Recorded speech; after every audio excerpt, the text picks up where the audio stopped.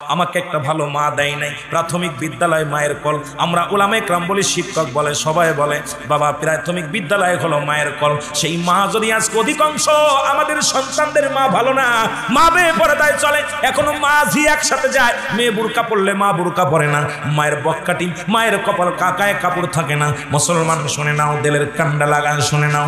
আজকে আমাদের জামানায়, আগের জামানায় যখন মুরব্বীরা আপনার সন্তানাদি বিয়ে দিত, আগে দেখতো গোষ্ঠী দেখতো, এইবার দেখতো ধক এরা বা নামাজ, মেয়েটা নামাজি কিনা, ছেলেটা হালাল কোরবান্দা কিনা।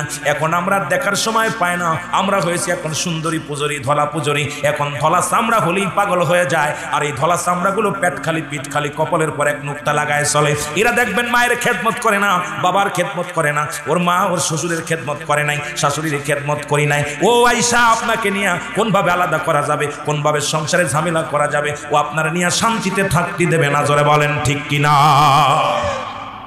আমার ভাইরা, আমার বন্ধুরা, আমি আপনাদেরকে বলি, যুবকেরা যারা বিয়ে করিস নাই, তোদের পায়ে ধরে বলে যায়, একটা রিক্সা চালকের মেয়ে বিয়ে কর, ভ্যান চালকের মেয়ে বিয়ে কর, একটা বাদান নেই গরিবের মেয়ে বিয়ে কর।